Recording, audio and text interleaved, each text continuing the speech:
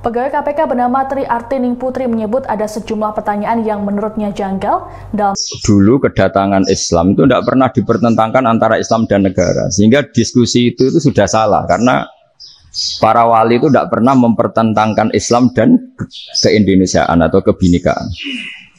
Satu, bahwa para wali itu misinya dakwah. Di mana-mana dakwah itu pasti ketemu yang berbeda. Mulai beda agama, beda pilihan madhab, beda tradisi, beda kultur.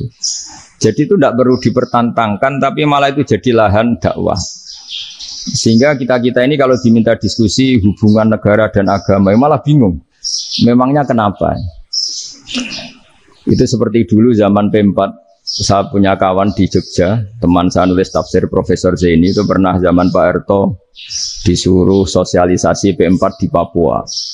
Apa hubungan Pancasila dan UUD 45? Itu orang Papua jawab, hubungannya baik-baik saja, Pak. Jadi yang unik itu ketika disuruh baca Pancasila. 1. Pancasila. 2. Ketuhanan yang Maha Esa. Akhirnya 6 kan? Kenapa Pancasila jadi 6? Yang unik itu ketika ditanya. Ini saya melihat langsung di TV 7 itu, Indonesiaku ini. Ada anak-anak kecil ditanya, bendera ini milik siapa? Bendera merah putih itu. Jawabannya apa? Milik sekolahan, Pak. Karena memang milik sekolahan. Itu yang tanya itu kaget. Milik sekolahan, Pak. Nah, tentang tema ini mohon dibaca ini langsung start ya, langsung serius karena tadi sudah kayak jurkam tadi ini yang langsung khas ilmuwan. Ini sebagai penghormatan saya pada Yunisma, ini khas keilmuan. Imam Zuhri adalah gurunya Imam Malik. Ya, saya ulang lagi ya, Imam Zuhri adalah gurunya Imam Malik. Halaman 29. Ini langsung start saya baca halaman 29. Dan ini terutama yang para punggawa-punggawa ini. Saya baca ya. Ini teks tidak ada yang saya rubah, memang persis seperti ini. Bismillahirrahmanirrahim. Yaqulu Zuhri, ini gurunya Imam Malik. Fama futiha fil Islami fathun qablahu kana a'zama minhu. Innama kanal qitalu haitsul taqon nasu. Falam makanatil hudnatu wa wadu'atil harbu wa amanan nasu ba'duhum ba'du wal taqaw fatafawadu fil hadits wal munaza'ah. Falam yaklim ahadun bil Islami ya'qilu syai'an illa dakhala fihi. Walaqad dakhalataini kasanaten mislu man kana fil Islam qabla dzalika wa aktsar. Terus ini ngomongnya harus santai, enggak boleh provokatif. Begini, kita tahu dalam perdamaian Hudaybiyah itu poin-poinnya itu semuanya merugikan Islam. Di antaranya adalah jika yang Islam masuk kafir harus dibiarkan karena berarti masuk ke habitat asli. Karena Nabi sebelum jadi Nabi komunitas pokok itu kafir, sehingga kalau Islam masuk kafir kembali ke habitat. Tapi kalau Islam masuk kafir, kafir masuk Islam itu harus dikembalikan karena dianggap bid'ah. Maka kalau kamu dituduh bid'ah itu tenang saja dulu, Nabi itu ya dituduh ji'ta bidinin muhdas. Kamu datang dengan agama yang baru. Cuma agak diteruskan wa kullu muhdasatin bid'ah wa kullu bid'atin dalalah. Jadi orang-orang kafir dulu kalau ngomentari Nabi ya ji'ta bidinin muhdas. Kamu datang dengan agama yang apa? Baru. Nabi nurut. Semua perjanjian yang merugikan Islam itu Nabi nurut. Tapi Nabi hanya minta satu hal, jangan ada perang 10 tahun. Dan orang boleh seminar, boleh diskusi tentang Islam. Ya ini dengerin betul ini. Jadi saya tidak akan provokatif, ini pakai logika. Nanti bisa dipakai disertasi doktor. Tapi saya minta orang boleh diskusi, boleh seminar tentang Islam. Akhirnya saat itu juga ada orang yang masuk Islam. Di depan tulisan itu belum kering istilahnya. Datang ke situ namanya Abu Jandal bin Suhail bin Amr. Itu datang ke Nabi, ya Rasulullah saya ini mau masuk Islam. Kata orang-orang kafir, ini pertama Muhammad, kamu komitmen enggak sama perjanjian? Kalau kamu komitmen harus kamu kembalikan.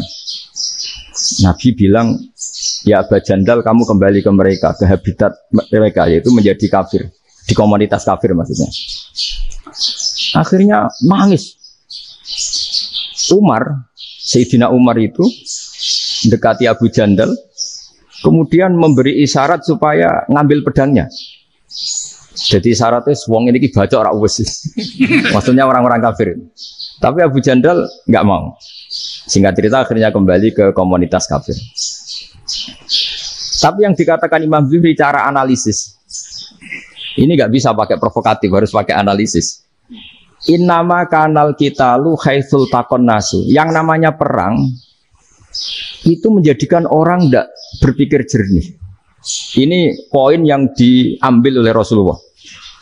Kalau dibahasakan Nabi curi kesempatan, masuk Nabi dikatakan mencuri, meskipun itu hanya bahasa ya. Tidak mungkin lah kita bahasakan seperti itu. Saya ulang lagi ya. Kenapa ada perang berkesinambungan? Sampai tahun ke-8 Hijriah, mulai tahun kedua ada perang Badar, sampai tahun 8 Hijriah itu perang terus. Nabi sama orang kafir perang terus. Akibatnya apa Pak Profesor? Namanya perang itu ya nggak kau bermikir. Pokoknya agar ketemu Islam perang, Islam ketemu kafir perang, nggak kau bermikir. Padahal Islam itu bisa diterima oleh akal sehat, harus lewat diskusi, lewat pengamatan, lewat pemikiran, lewat pengendapan berpikir. Makanya Nabi tahu ini masalah besar. Kalau orang perang terus, itu gak kober mikir Islam, gak sempat diskusi tentang Islam. Makanya Nabi hanya minta satu poin. Oke, perjanjian ini satu rutin semua, tapi saya minta orang kafir semuanya boleh mendiskusikan Islam, boleh seminar tentang Islam. Mereka bilang iya, pada pikiran mereka kan diskusi paling biye. Ternyata betul, ada diskusi. Terus temanya gini, kira-kira bener di Muhammad Abu Jahal. Terus Tuhan Muhammad sama Tuhan Abu Jahal itu keren mana? Diskusi. Tuhan Muhammad itu khaliqus samawati wal ardi, yang menciptakan langit bumi. Sebagaimana kampanyenya Muhammad. Ya mereka masih jangkar bilang Muhammad. Kalau Tuhan kita, ya berhala itu yang kita bikin, yang kadang rusak, yang kadang kudanan, terus lumutan, pokoknya terus diskusi. Kita kok bener pengirannya Muhammad. Terus Muhammad Abu Jahal. Mulai dhisik Muhammad itu ratau bodoh nih. Mulai dulu Muhammad tuh gak pernah bohong. Abu Jahal, waduh, wis bodoh nih ngongkonan. Wis ribet kan? Dan semua diskusi itu mengarah ke kebenaran Islam. Akhirnya ngomong kafir sing tokoh-tokoh itu coro Jawa yo. Wah, semane jebule masalah ini kan. Artinya gini, kalau kita ingin Indonesia damai, sebenarnya yang untung itu Islam.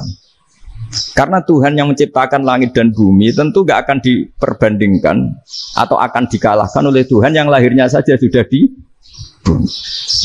Misalnya kita menjual Tuhan Allah, siapa itu yang menciptakan langit bumi yang ada sebelum langit bumi? Bandingkan dengan Tuhan yang lahirnya di bumi, ada tanggal lahirnya, ada aktenya, kan sudah ribet kan? Begitu juga kalau memperbandingkan tokoh. Muhammad itu siapa? Tokoh yang bisa menyatukan pan-Arabik, tokoh yang begini-begini, yang sayang istri, sayang keluarga. Dibandingkan dengan tokoh Abu Jahal, Abu Lahab yang corong jauh penggaweannya yang rugikan orang lain. Akhirnya orang itu mulai tertarik sama Islam. Makanya kata Az-Zuhri, pakai bahasa dulu, falam yaklim ahadun bil Islam. Tapi kalau sekarang yang populer itu bahasa yatakallam. Sebenarnya yang benar itu bahasa kalimah yaklimu kalaman, karena masdarnya itu kalam, berarti sulasi nopo mujarrad. Tapi di fi'ilnya itu mujarradnya enggak kelaku. Jadi di fi'ilnya takallama ya takallamu, tapi untuk masdarnya yang kelaku kalaman. Jadi ini agak unik, agak enggak lazim. Sebenarnya kan takallama ya takallamu takalluman, tapi di masdarnya kalam populer, tapi di fi'ilnya tidak populer. Saya teruskan ya.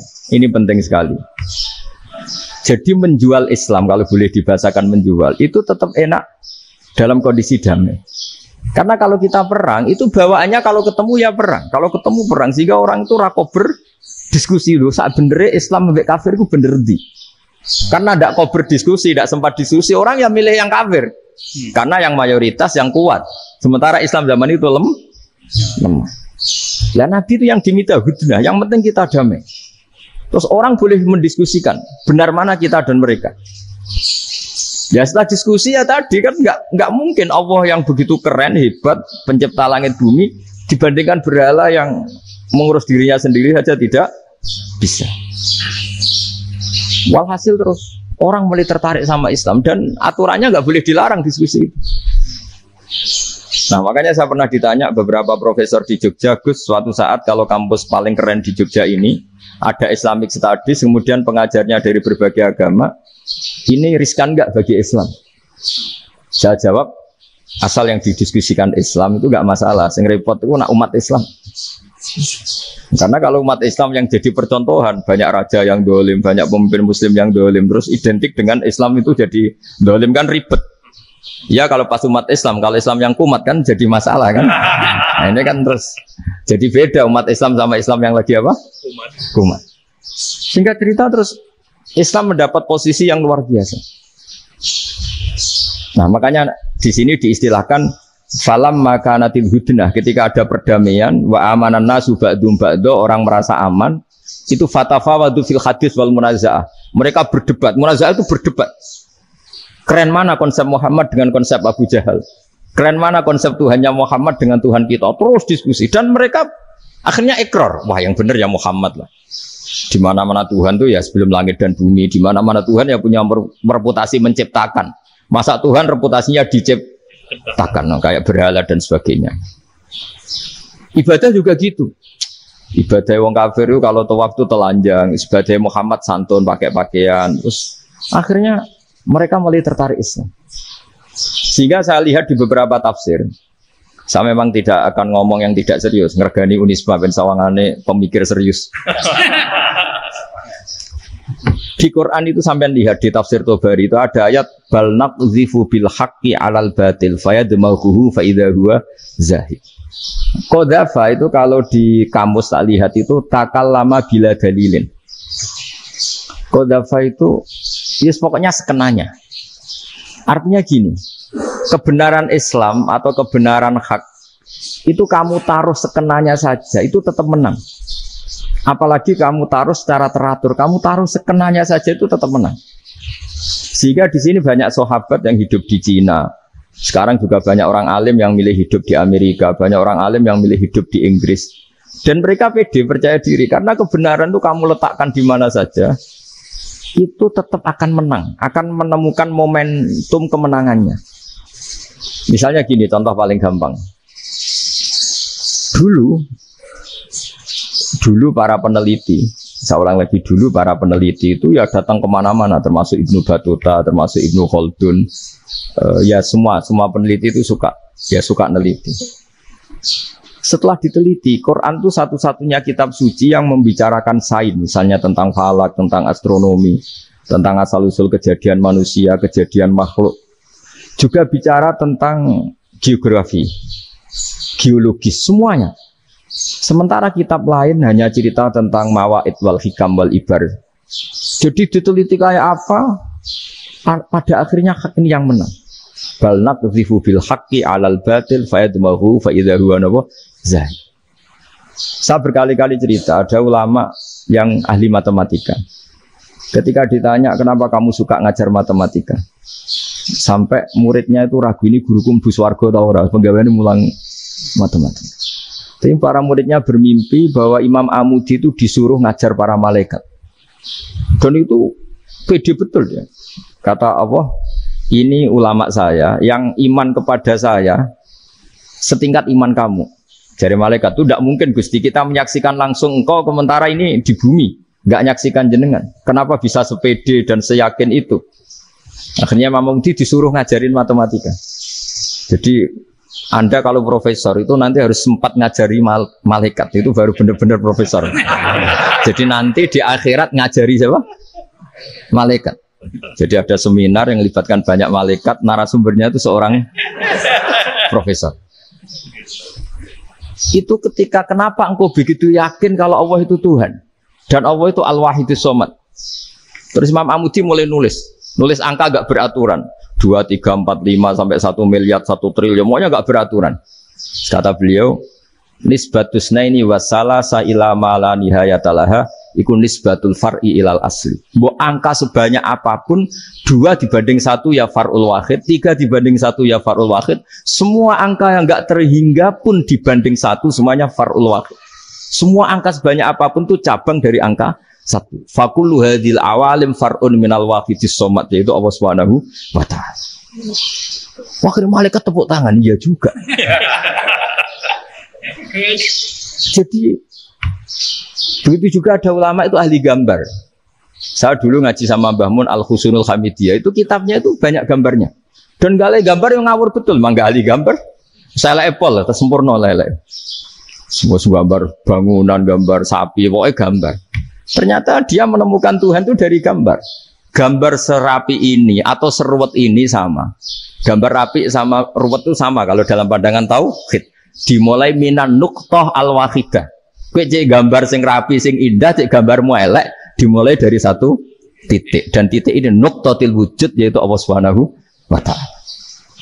Jadi nak cara ahli tauhid gak penting gambare api, menang lomba atau ora penting. Butuhe hadis surah ini gambar baik yang rapi maupun ndak adalah min nuqtah dari satu titik.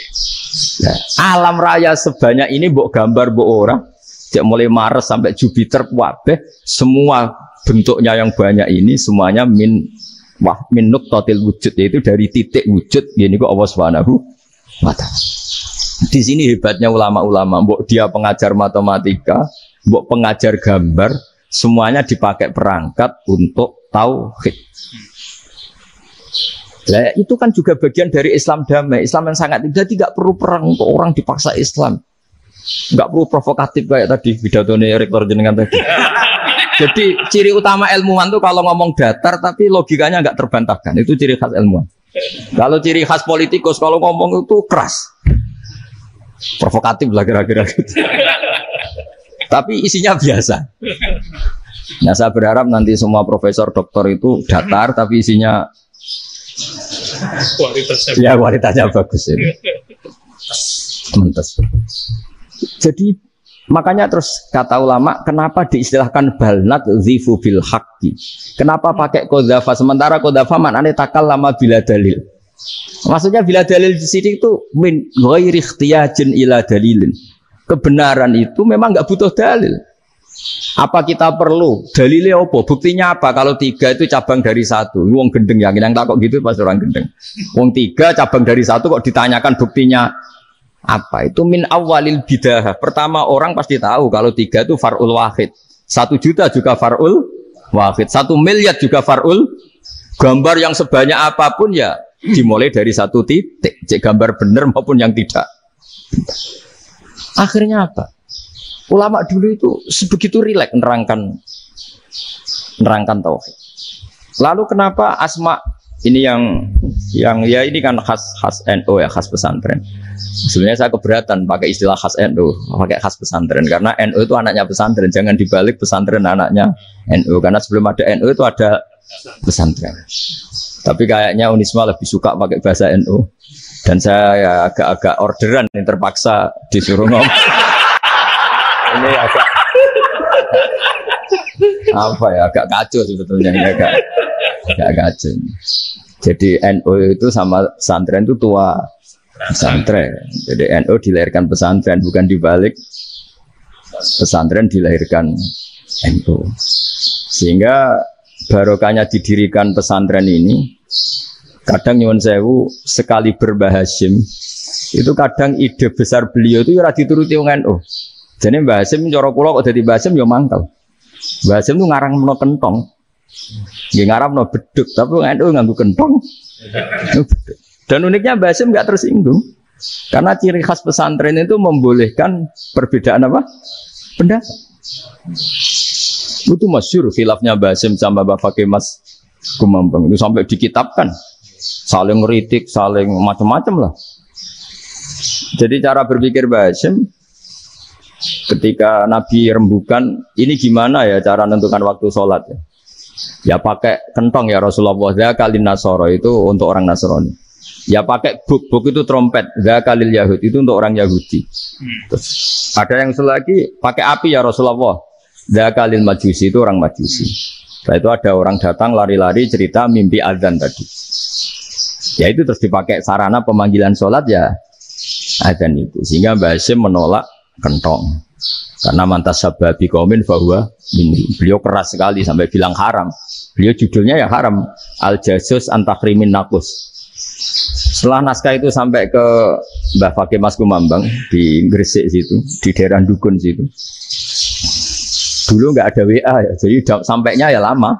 Makanya saya sampai sekarang nggak punya WA karena ya saya ulama kan, kalau WA-an terus ya jadi ulama. Nggak jadi ulama main WA-an terus itu. Nah itu termasuk rektor nggak kau bermikir itu mesti kebanyakan WA. Karena kan otaknya didikte oleh sesuatu yang masuk. Sesuatu yang dilihat itu kan pasti mendikte kita. Beda kalau yang enggak WA-an kan mikir apa kita yang menentukan. Kalau WA-an kan kita ditentukan. Mau mikir anaknya butuh apa gara-gara WA informasi Jakarta mikir Jakarta. Ada cara kewajiban ngapain kamu orang Malang mikir Jakarta. Gara-gara WA mikir Jakarta belum selesai ada berita di Sulawesi, mikir Sulawesi. Habis itu mikir NTT. Makanya semua orang sekarang merasa tokoh nasional gara-gara informasi yang masuk itu nasional. Jadi Mas Yo RT yang mikir gimana Gus Indonesia. Ada RT sampai lupa kalau dia itu RT. Jadi semua orang sekarang merasa tokoh nasional. Nah, itu gara-gara apa coba? Akhirnya semua orang juga punya ide tentang nasional. Harusnya negara itu gini-gini. Jebule wong sing duwe ikon itu sapa? RT. Ribet kan? Saya teruskan. Setelah naskah itu sampai ke Kiai Fakih Mas Kumambang, beliau itu marah besar. Ini harus dilawan dan saya bukan karena benci Mbah Hasyim. Beliau teman saya ketika ngaji Kiai Mahfud di Mekah. Jadi Mbah Fakih dan Kiai Hasyim itu teman ketika ngaji di Mekah. Terus cara ngelawan tuh lucu. Lucu. Gak ilmiah tapi gak ilmiah wong alim tetap ilmiah. Di mana-mana serupa itu tidak sama. Ya kalau mungkin zaman Nabi di Madinah itu zaman itu kentong itu identik dengan milik Nasrani. Di Indonesia beda. Pos kampling ya kentong, kebakaran ya kentong, wae sarapan orang di LP ya pakai kentong. Jadi tidak ada jaminan kalau kentongan itu identik dengan Nasrani. Lalu haramnya di mana? Yang di mana-mana tasabuh itu identik. Ini tidak identik. Mulai masalah kan? Mulai masalah. Jadi beliau gaya judul Hazruus. Hazruus itu kepala bergeleng-geleng. Sekarangan kok ngene. Jadi sekarangan kok provokatif gitu. Nah, dan itu Mbah Hasyim ya hormat Mbah Fakih hormat Mbah Hasyim. Saya sendiri secara pribadi itu lebih suka pendapat Mbah Hasyim sebetulnya. Karena bagi saya sholat itu sakral. Ya sudahlah kalau sakral ya dipanggil dengan sesuatu yang sakral yaitu kalimat thayyibah adzan. Tapi saya tidak akan bilang kalau kentongan itu haram. Karena kalau haram alasannya mirip orang Nasrani. Sementara pos kampling ya pakai kentong, ada banjir ya kentong, ada kebakaran ya kentong. Jadi tidak identik untuk misa atau untuk sholat ala Nasrani. Tapi itu dulu ya rileks saja. Dua beliau itu ya saling menghormati, padahal saling kritik. Dan dulu ulama yang beda madhab itu ya saling menghormati. Imam Syafi'i itu kalau sholat di kawasan Masjid Abi Hanifah ya tidak kunut. Ketika ditanya kenapa kamu tidak kunut, sementara engkau berpendapat kunut itu sunat. Ikroman di hadal madhab. Saya sangat menghormati madhab. Imam Ahmad bin Hanbal itu berpendapat kalau orang pakai bekam, pakai iftisot atau hijamah itu batal sholatnya. Sementara Imam Syafi'i mengatakan tidak batal apa sholatnya atau wudunya tidak batal. Tapi Imam Ahmad itu ditanya, apa kamu makmum Syafi'i? Bagaimana mungkin saya tidak makmum sama wali kutub seperti Imam Syafi'i? Padahal menurut keyakinan Imam Ahmad ini sholatnya batal. Ini habis ikhtiam udah wudu. Tapi tetap saja beliau karena perbedaan pendapat di furu' itu lazim. Ya orang boleh berdebat. Ketika Unisma datangkan saya, itu saking senengnya kiai, saking sombongnya sampai ngatur kiai, kan nggak pernah bisa diperdebatkan. Itu kan orang boleh debat kan? Itu saking angkuhnya apa saking senengnya kan nggak jelas kan?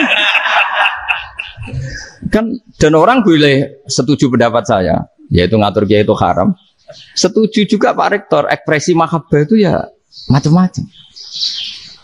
Dulu sahabat ya gitu, sahabat itu ada yang nggak kenal wajahnya Nabi sama sekali sampai akhir hayatnya. Ketika ditanya, lo kamu itu sahabat kok nggak tahu wajahnya Nabi? Saya nggak pernah berani memandang Nabi karena ijlalan Nabi, terlalu menghormati saya sehingga nggak berani memandang wajahnya. Ada sahabat sing penggaweane dulu wajah Nabi sampai bisa nyifati alfiu faminunil hajib sampai bisa nyifati detail karena dulu wajah Nabi itu ibadah. Ada seorang wali ditanya, kalau kamu di surga ingin nggak melihat Allah? Enggak. Loh, tapi semua orang ingin melihat Allah. Unazzihu dzalikal jamal an-nadhari misli. Ben gak elek-elek Allah tak delok terima aku. Wong ra jelas. Berarti kok delok pengen. Banyak. Jadi justru tapi karena saking takzimnya. Ndaklah mosok sak aku kok. Makanya saya berkali-kali cerita. Menurut kesepakatan ulama, soft awal itu paling baik. Tapi banyak juga wali yang kalau sholat itu di belakang. Koyok paling bener yang gue ngarep. Lu bayangkan misalnya kamu semangat di soft awal di masjid Haram, jebule sholatnya salah. Dari malaikat gaya nih gue ngarep, jebule raro. Ini di sini uang, jebule bodoh gitu. Gaya nih gue ngarep, jebule. Coba orang kalau sowan Mbah Mun, yang berani di depan itu kan ya ketuanya atau jubirnya kan, yang merasa tidak pati pinter-pinter kan mesti di pojokan. Artinya sudut pandang seperti itu ya sah saja, apa? Sah saja. Makanya banyak sahabat yang jarang sowan Nabi, alasannya takut ganggu Nabi. Banyak yang sering sowan Nabi, alasannya seneng Nabi. Yang sowan ya seneng Nabi, yang enggak sowan alasannya seneng. Lu Nabi itu tokoh, punya keluarga, punya anak. Kalau saya sering sowan berarti sering ganggu. Yang sering sowan dia alasan ini khazanah kita harus istifadah. Jadi zaman dulu dia biasa dua sahabat, yang satu milih mahabbah itu milih sering sowan, yang satu juga mahabbah milih tidak sering. Karena pertanyaannya bisa dibalik kan, sering sowan apa sering ganggu coba. Nabi Abedar, assalamualaikum. Nabi nimang cucunya, assalamualaikum. Ayo bener yang sowan apa bener yang enggak kalau seperti itu. Akhirnya terus diatur sedemikian rupa oleh Quran. Walau annahum sabaru hatta takhruja ilaihim lakana khairal lahum. Jadi sahabat kalau mau sowan Nabi ya nunggu di Sufah. Kalau Nabi keluar berarti milik publik. Sekali masuk ke dalam tidak ada berapa yang berani sowan. La tadkhulu buyutan Nabi illa ayyudzana lakum. Kalau soal sampai masuk dalam harus nunggu dipanggil. Karena sekali Nabi masuk dalam itu milik privat keluarga, milik istrinya, milik cucunya, milik keluarganya. Jadi Nabi sekali keluar ke ruang itu berarti milik publik. Itu terus jalan tengah. Karena kalau langsung masuk, bayangkan saya itu sering menyaksikan Mbah Mun habis ngaji 2,5 jam ngaji Jalalain, baru masuk, assalamualaikum. Padahal yai mungkin mau ke kamar mandi, mau ini itu. Jadi dulu itu Quran sangat modern. Sebelum ada dokter ngatur tamu, rektor ngatur tamu itu Islam sudah modern. Dia kan nggak fair kan? Misalnya saya ke Unisma harus janjian pakai ini, terus kalau misalnya kesini selonang-selonang kan lucu kan, mentang-mentang kiai terus juga sowan-sowanan selonang-selonang. Padahal kalau kita mau ke mereka pakai protokol, sering nggak fair dunia ini. Tapi karena aku kiai oleh gelo ya sudah. Akhirnya saya memutuskan nggak gampang kemana-mana karena itu. Saya sering didatangi ajudannya menteri, Gus mau ada tamu dari Jakarta tanggal ini. Mesti saya bilang, mereka milih tanggal yang mereka kosong. Kok nggak mikir apa situ kosong? Tak jawab enggak lah, sebelum diatur bahasanya dan tawaduknya gitu. Akhirnya dibalik, datang lagi, Gus jam dengan kosong apa kita menyesuaikan. Lah aku lagi di akhlak kata saya. Itu baru punya akhlak katanya. Bukan masalah ini, bukan masalah gengsi ya.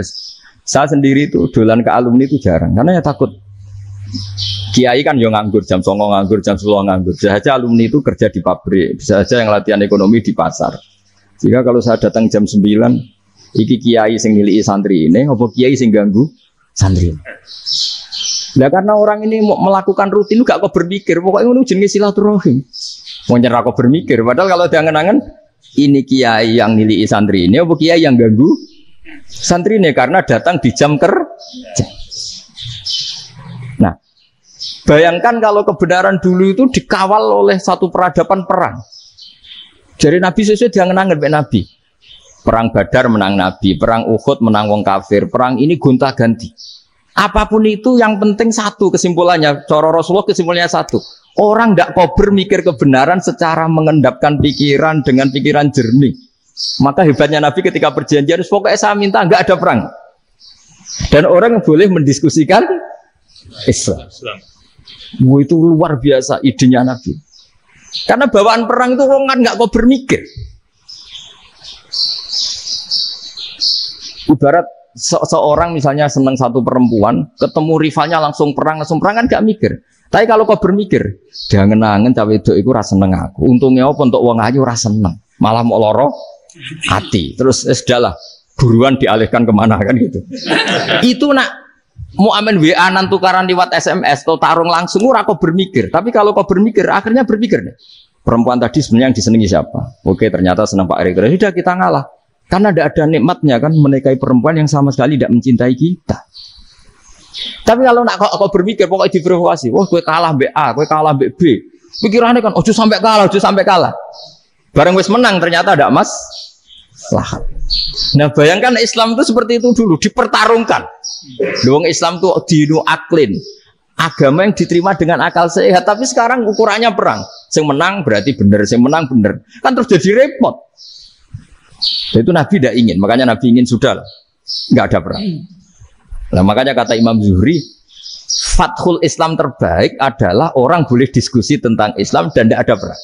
Lagi-lagi penting, tidak perang itu penting, silmun itu penting, perdamaian itu. Setelah tidak ada perang, akhirnya fatafawadu fil hadis wal munazah. Orang boleh diskusi apa saja, termasuk boleh adu polemik. Konsep satu Tuhan dan Tuhan banyak diperdebatkan.